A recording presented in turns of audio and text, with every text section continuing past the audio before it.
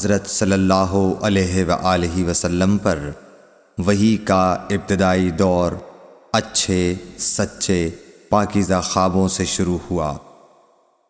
آپ خواب میں جو کچھ دیکھتے وہ صبح کی روشنی کی طرح صحیح اور سچا ثابت ہوتا۔ پھر من جانب قدرت آپ تنہائی پسند ہو گئے اور آپ نے غار حرا میں خلوت نشینی اختیار فرمائی اور کئی دن اور رات وہاں مسلسل عبادت اور یاد الہی و ذکر میں مشغول رہنے لگے۔ جب تک گھر آنے کو دل نہ چاہتا توشہ ہمراہ لیے ہوئے وہاں رہتے۔ توشہ ختم ہونے پر ہی اہلیہ محترمہ حضرت خدیجہ رضی اللہ تعالی عنہا کے پاس تشریف لاتے اور کچھ توشہ ہمراہ لے کر پھر وہاں جا کر خلوت گزین ہو جاتے۔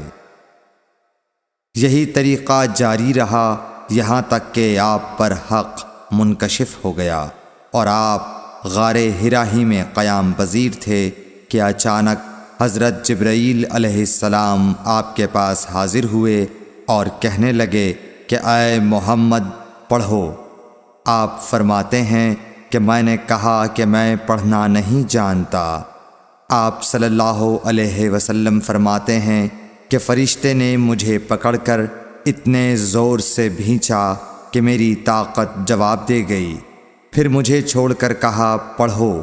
میں نے پھر وہی جواب دیا کہ میں پڑھا ہوا نہیں ہوں۔ اس فرشتے نے مجھ کو نہایت ہی زور سے بھینچا کہ مجھ کو سخت تکلیف محسوس ہوئی۔ پھر اس نے کہا کہ پڑھ۔ میں نے کہا میں پڑھا ہوا نہیں ہوں۔ فرشتے نے تیسری بار مجھ کو پکڑا اور تیسری مرتبہ پھر مجھ کو بھینچا۔ پھر مجھے چھوڑ دیا اور کہنے لگا کہ پڑھو اپنے رب کے نام کی مدد سے جس نے پیدا کیا اور انسان کو خون کی پھٹکی سے بنایا۔ پڑھو اور آپ کا رب بہت ہی مہربانیاں کرنے والا ہے۔ بس یہی آیتیں آپ حضرت جبرائیل علیہ السلام سے سن کر اس حال میں غار حرا سے واپس ہوئے کہ آپ کا دل اس انوکھے واقعے سے کانپ رہا تھا۔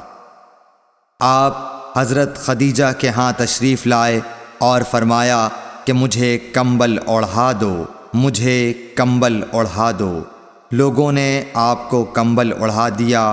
جب آپ کا ڈر جاتا رہا تو آپ نے اپنی زوجہ محترمہ حضرت خدیجہ رضی اللہ تعالی عنہا کو تفصیل کے ساتھ یہ واقعہ سنایا اور فرمانے لگے کہ مجھ کو اب اپنی جان کا خوف ہو گیا ہے۔ آپ کی اہلیہ محترمہ حضرت خدیجہ رضی اللہ تعالی عنہا نے آپ کی ڈھارس بندھائی اور کہا کہ آپ کا خیال صحیح نہیں ہے۔ اللہ کی قسم آپ کو اللہ کبھی رسوا نہیں کرے گا۔ آپ تو اخلاق فاضلہ کے مالک ہیں۔ آپ تو کنبہ پرور ہیں، بے کسوں کا بوجھ اپنے سر پر رکھتے ہیں، مفلسوں کے لیے آپ کماتے ہیں، مہمان نوازی میں آپ بے مثال ہیں اور مشکل وقت میں آپ امر حق کا ساتھ دیتے ہیں۔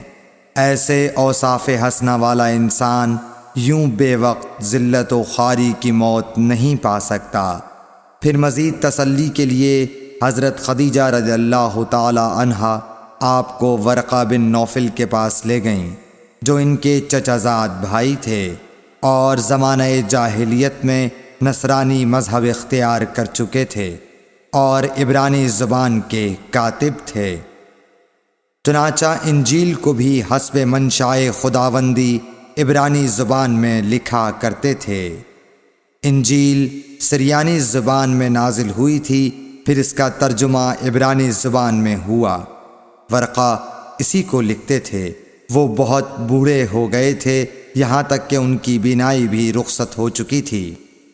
حضرت خدیجہ رضی اللہ تعالی عنہا نے ان کے سامنے آپ کے حالات بیان کیے اور کہا کہ اے چچا زاد بھائی، اپنے بھتیجے محمد صلی اللہ علیہ وسلم کی زبانی ذرا ان کی کیفیت سن لیجئے۔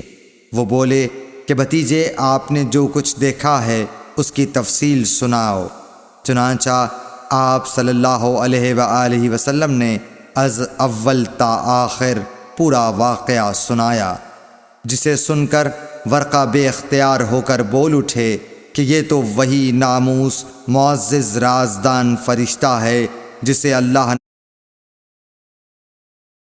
نے حضرت موسیٰ علیہ السلام پر وحی دے کر بھیجا تھا۔ کاش میں آپ کے اس عہد نبوت کے شروع ہونے پر جوان عمر ہوتا، کاش میں اس وقت تک زندہ رہتا جب کہ آپ کی قوم آپ کو اس شہر سے نکال دے گی۔ رسول کریم صلی اللہ علیہ وآلہ وسلم نے یہ سن کر تعجب سے پوچھا کہ کیا وہ لوگ مجھ کو نکال دیں گے، حالانکہ میں تو ان میں صادق و امین و مقبول ہوں؟ ورقہ بولا، ہاں یہ سب کچھ سچ ہے، مگر جو شخص بھی آپ کی طرح امر حق لے کر آیا لوگ اس کے دشمن ہی ہو گئے ہیں۔ اگر مجھے آپ کی نبوت کا وہ زمانہ مل جائے تو میں آپ کی پوری مدد کروں گا، مگر ورقہ کچھ دنوں کے بعد انتقال کر گئے، پھر کچھ عرصے تک وحی کی آمد موقوف رہی۔ صحیح بخاری حدیث نمبر 3۔